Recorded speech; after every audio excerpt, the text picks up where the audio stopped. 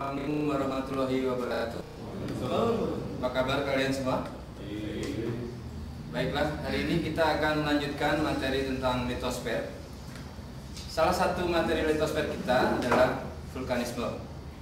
Vulkanisme ini adalah bagian dari tenaga eksogen. Seperti kalian ketahui, tenaga endogen ini adalah tenaga yang berasal dari dalam bumi, yang bersifat konstruktif atau membangun. Nah, apakah kalian pernah melihat gunung api?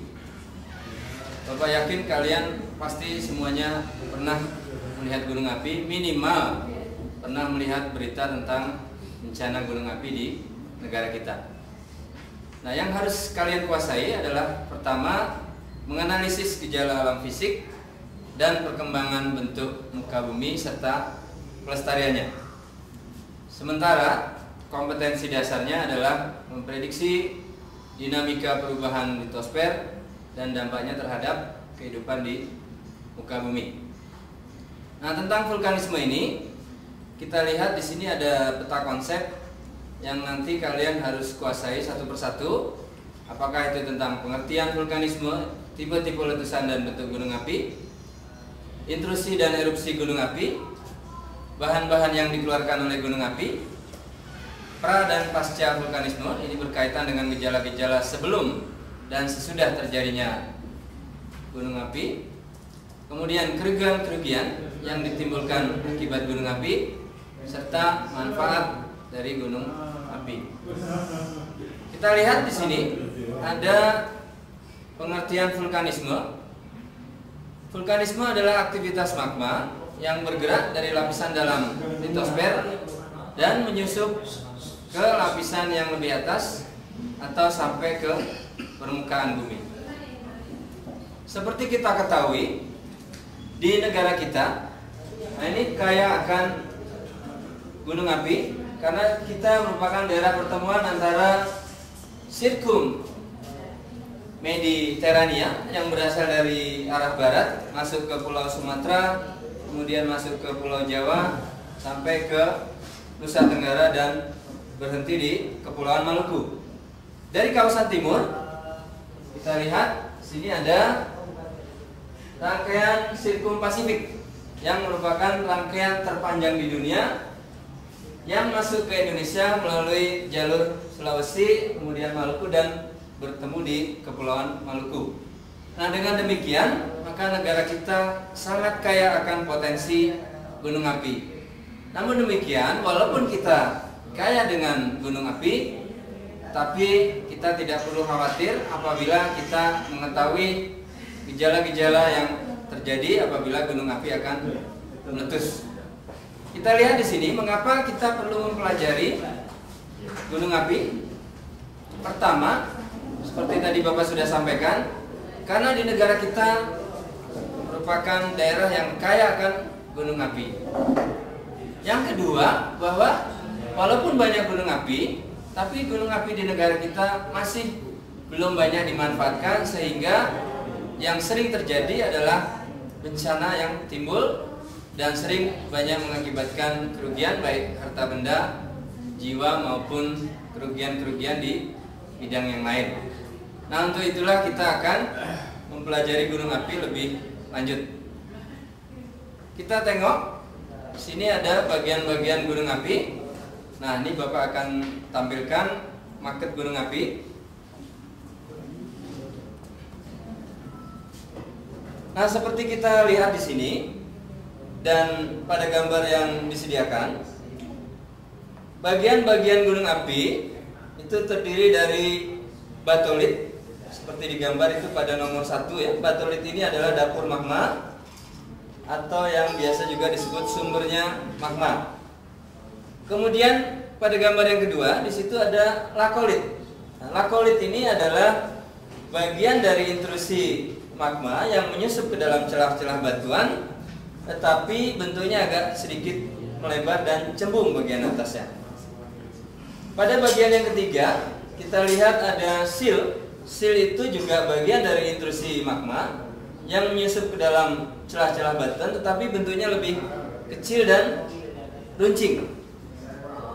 Yang keempat, di situ ada diatrema. Nah, diatrema seperti kita ketahui ini adalah pipa atau saluran tempat keluarnya magma hingga mencapai ke permukaan bumi. Nah, sampai di sini nanti kalian bisa baca lebih lanjut bagian-bagian dari gunung api.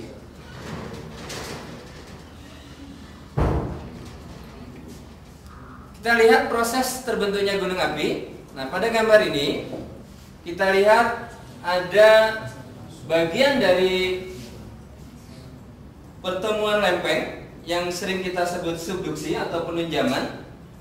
Karena bagian dari litosfer kita adalah pertemuan antara lempeng samudra yang mendesak ke bawah lempeng benua.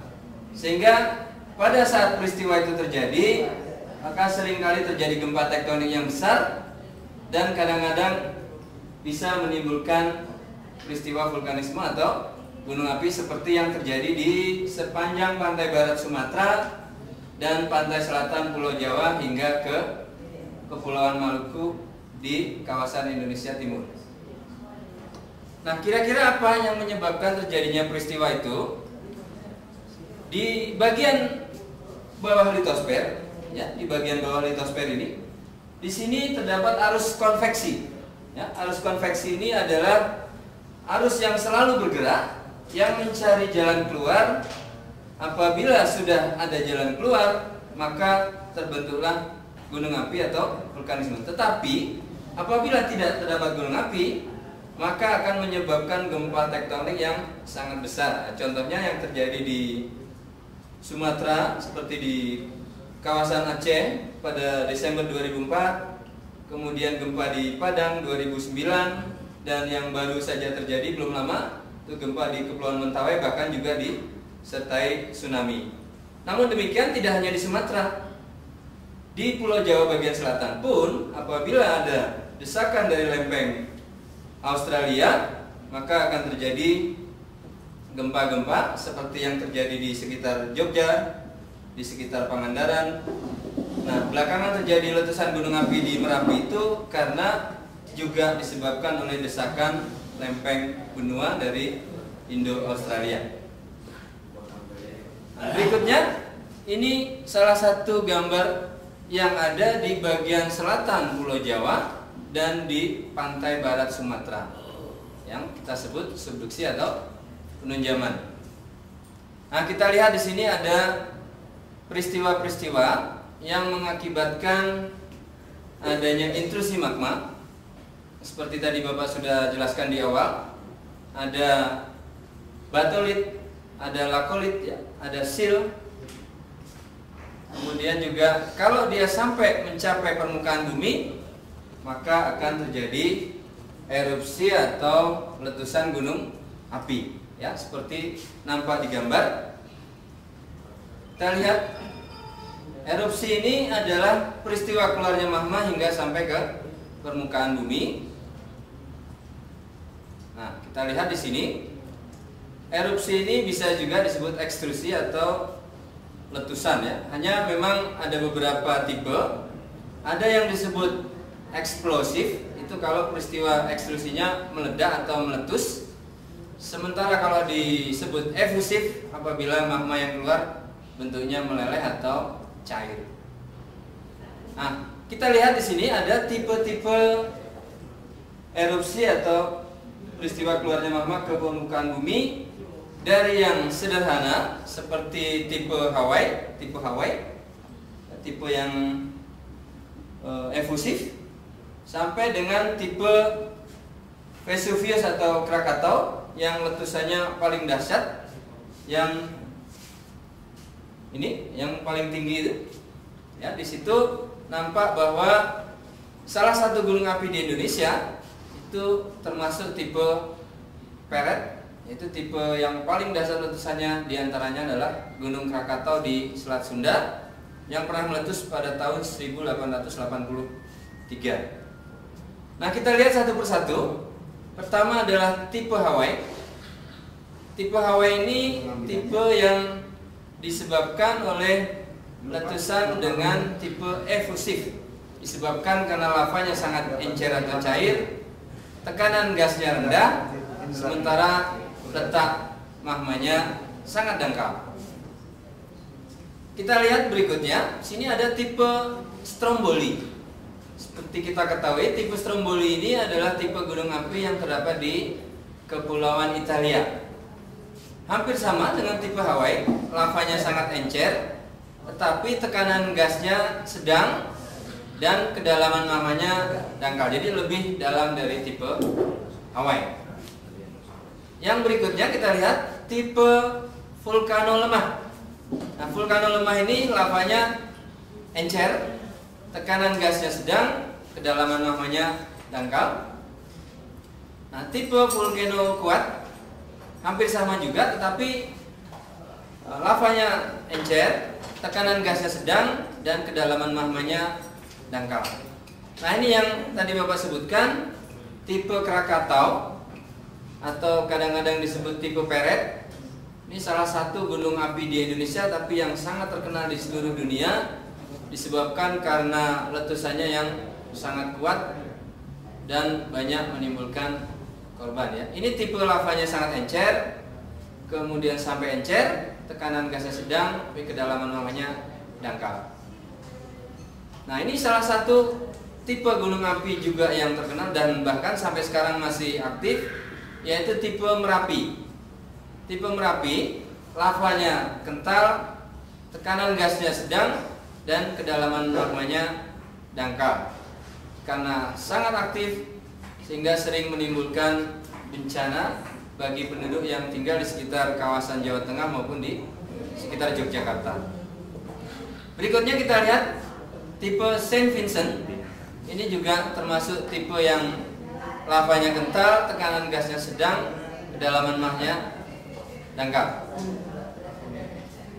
Kita lihat berikutnya bentuk-bentuk gunung api. Secara umum bentuk gunung api di dunia ada 3 ya. Sini kita lihat ada tipe perisai, itu yang seperti dicontohkan adalah tipe Hawaii. Apabila magmanya keluar sangat cair atau berbentuk efusif ya. Nah, yang kedua tipe Mar atau berbentuk corong. Ini adalah magma yang keluar disebabkan karena letak dapur magmanya atau batolitnya sangat dangkal, sehingga pada saat meletus ikut menghancurkan dapur magma atau batolitnya. Nah, ini menyebabkan gunung api Mar ini sekali meletus dan setelah itu mati atau tidak aktif lagi. Nah, yang ketiga adalah gunung api yang paling banyak terdapat di Indonesia maupun di dunia, yaitu tipe strato atau yang sering kita sebut juga tipe kerucut. Mengapa bentuknya seperti kerucut? Karena peristiwa erupsinya bergantian antara tipe efusif dan tipe eksplosif. Nah, kita lihat di sini ada contoh tipe gunung api strato di Indonesia seperti terdapat di Gunung Rinjani di Lombok. Ya, ini tipe Rinjani, salah satu tipe strato yang terdapat di Indonesia. Berikutnya adalah tipe Merapi. Nah, ini termasuk yang kerucut juga, Merapi ini. Ini yang terdapat di Jawa Tengah dan Yogyakarta. Kemudian yang ketiga adalah tipe Kerinci ya. Nah, tipe Kerinci ini salah satu yang terdapat di Sumatera. Kita lihat contoh-contoh gunung api tipe Mar. Nah, mungkin kalian sebagian ada yang sudah pernah mengunjungi kawasan Gunung Bromo di Jawa Timur. Kawasan Gunung Bromo di Jawa Timur ini adalah model tipe Mar ya. Tipe Mar yang sangat terkenal dan bahkan sekarang sudah menjadi objek wisata yang ramai dikunjungi orang. Berikutnya, ini adalah tipe gunung api perisai. Tapi di Indonesia memang tidak terdapat tipe perisai. Ini terdapatnya di kawasan Kepulauan Hawaii, ya, wilayah negara Amerika Serikat. Kalian bisa lihat di sini betapa aliran lahar panasnya itu dalam bentuk cair dan mengalir ke segala arah. Berikutnya kita lihat tipe-tipe letusan gunung api. Di sini nampak tipe letusan gunung api yang bentuknya menyerupai kabut atau awan tebal. Kalau di Indonesia sering kadang-kadang di Merapi disebut wedus gembel, tapi di sini dicontohkan adalah di bagian dunia yang lain. Nah, ini mungkin di Krakatau. Kemudian kita lihat bahan-bahan apa saja yang dikeluarkan pada saat gunung api meletus. Pertama adalah material padat. Kadang-kadang kita lihat di buku catatan kita atau di buku diktat kita, ini disebut eflata. Eflata itu bentuknya bisa berupa bom atau batu-batu yang berukuran besar. Kemudian lapili atau bentuknya kerikil. Kemudian pasir, abu, dan juga kadang-kadang berbentuk batu apung yang banyak kita temui di sungai. Nah, yang kedua adalah bahan cair. Bahan cair seperti kita ketahui ada lava. Lava itu apabila magma sudah mencapai permukaan bumi tetapi belum sampai mengalir. Berikutnya adalah lahar panas. Ini termasuk juga bahan cair. Itu apabila lava sudah mengalir dan bercampur dengan material-material yang sudah terdapat di permukaan bumi.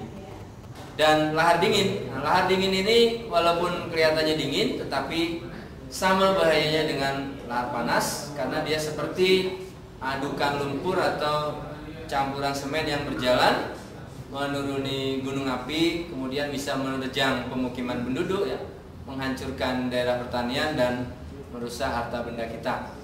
Nah, yang ketiga dari bahan-bahan yang dikeluarkan gunung api adalah berupa bahan gas. Ya, bahan gas seperti kita ketahui dia bisa berupa gas yang mengandung belerang, ya, yang kita sebut solvatar. Bisa juga gas yang mengandung fumarol atau uap air panas, ya. Bisa juga yang mengandung geyser, ya. Kita lihat di sini contoh lava. Ini apabila magma baru mencapai ke permukaan bumi. Nah, di sini nampak betapa panasnya suhu dari lava ini. Berikutnya kita lihat eflata. Eflata contoh-contohnya ini. Nah, ini adalah contoh eflata yang merupakan bahan padat yang dikeluarkan oleh gunung api. Ini bisa menghancurkan berbagai macam tentang budaya yang dibuat oleh manusia. Berikutnya kita lihat yang berbentuk awan panas. Awan panas ini merupakan salah satu bagian dari bentuk padat juga, tapi karena sangat kecil sehingga kadang-kadang menyerupai bentuk abu atau seperti asap saja. Tapi jangan salah sangka bahwa suhunya walaupun berupa awan panas bisa mencapai 600 bahkan sampai 700 derajat Celcius seperti yang baru terjadi di Merapi, menimbulkan banyak korban meninggal dan juga kehancuran pada rumah-rumah penduduk. Nah, kita lihat tanda-tanda gunung api akan meletus atau kadang-kadang kita sebut juga sebagai gejala pravulkanik. Di sini ada pertama, suhu di sekitar gunung api biasanya akan naik. Kemudian sumber air banyak yang mengering. Kenapa bisa mengering? Karena suhu di sekitar sangat panas. Kemudian sering terjadi gempa lokal. Nah, gempa-gempa ini biasanya dalam skala yang kecil sampai yang menengah. Kemudian tumbuh-tumbuhan atau tanaman banyak yang mati karena kepanasan. Dan yang paling menyolok adalah Gejala banyak hewan yang berpindah tempat akibat suhu panas dan juga karena sering terjadi gempa. Nah, gejala pasca vulkanik atau setelah gunung api meletus, diantaranya di sini ada mengeluarkan gas belerang atau yang sering disebut solvatar. Ini banyak contoh terdapat di kawasan pegunungan seperti di Gunung Ijen Jawa Timur, seperti di Gunung Papandayan di Jawa Barat, daerah-daerah yang aktif, bahkan mungkin sekarang sebagian sudah menjadi bahan untuk pembuatan bahan-bahan kosmetik, bahkan juga yang menarik seringkali malah menjadi daerah kunjungan wisatawan. Kemudian gas fumarol. Fumarol ini adalah gas yang mengandung uap air, tapi uap air yang panas, sehingga kadang-kadang juga berbahaya. Tetapi belakangan malah gas-gas yang mengandung uap air panas ini malah dijadikan tempat-tempat seperti kolam renang, pemandian air panas, bahkan beberapa tempat di objek-objek wisata air panas itu dijadikan tempat merebus telur ya oleh para wisatawan yang datang mengunjungi ke objek-objek yang panas. Kemudian mengandung MOFET. Nah, ini perlu dicatat. Kalau mengandung MOFET berarti dia mengandung CO2 atau karbon dioksida, sehingga ini sangat berbahaya apabila terjadi kebocoran. Seperti pernah terjadi di Kawah Tangkuban Perahu dan di kawasan dataran tinggi Dieng. Pada saat gas MOFET keluar, banyak petani yang menghirup dan jumlah korban cukup banyak. Juga ada yang mengandung sumber air panas. Mata air madani. Mata air madani ini uap air yang mengandung mineral. Dan juga geyser atau air panas yang memancar ke udara, seperti halnya yang terdapat di Cisolok, Pelabuhan Ratu, atau yang paling terkenal terdapat di Taman Nasional Yellowstone di Amerika Serikat. Nah, kita lihat kerugian apa saja yang dapat ditimbulkan akibat letusan gunung berapi. Banyak penduduk bisa menjadi korban. Nah, ini seperti kalian lihat di berita-berita belakangan ya, seperti di kawasan Jawa Tengah dan Yogyakarta sudah ratusan orang meninggal akibat letusan gunung api. Bahkan sebagian besar penduduk harus dievakuasi dan direlokasi ke tempat-tempat yang lebih aman. Kemudian arus lahar dan lava panas ini dapat menghancurkan bangunan-bangunan yang dilalui dan bahkan bisa membakar hutan dan pemukiman penduduk. Nah, lahar dingin itu bisa menyebabkan banjir. Nah, kira-kira mana kerugian dengan manfaat gunung api lebih banyak? Ada yang tahu? Walaupun kerugian gunung api cukup banyak, tetapi letusan gunung api terjadi hanya 2 minggu sampai 1 bulan. Setelah itu yang banyak adalah manfaatnya. Abu vulkanik ini bisa menyuburkan tanah. Daerah yang berada di sekitar gunung api ini bisa menjadi sangat subur dan dijadikan kawasan tanaman budidaya. Daerah gunung api karena merupakan daerah yang tinggi bisa mendatangkan hujan ya, sehingga jangan heran kalau kalian pergi ke daerah pegunungan disambut dengan hujan. Itu memang bagian dari manfaat gunung api, dan gunung api sering juga dijadikan tempat pembangunan daerah-daerah peristirahatan atau kawasan wisata. Yang berikutnya bisa dijadikan tempat pembangkit tenaga listrik apabila di sana terdapat air terjun, terdapat gas panas bumi ya.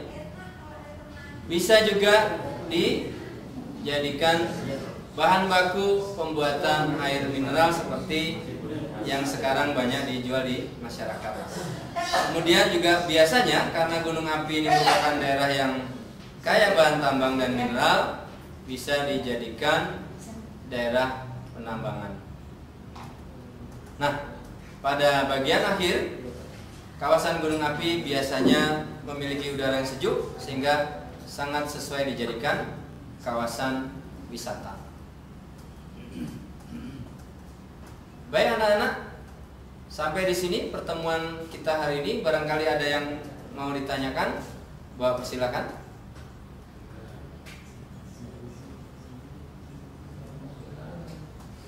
Nah, ini coba. Ada yang bisa menjawab? Gambar nomor 1 dan nomor 2.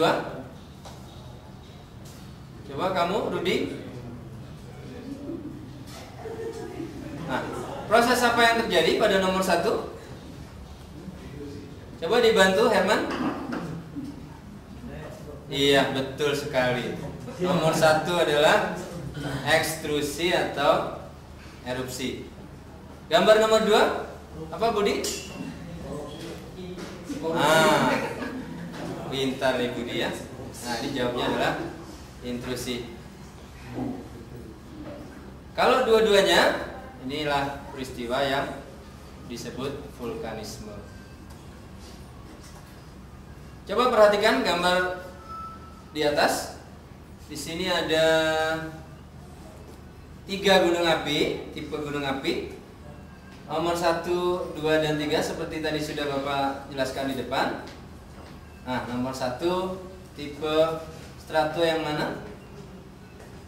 Tipe perisai yang mana? Tipe Hawaii yang mana?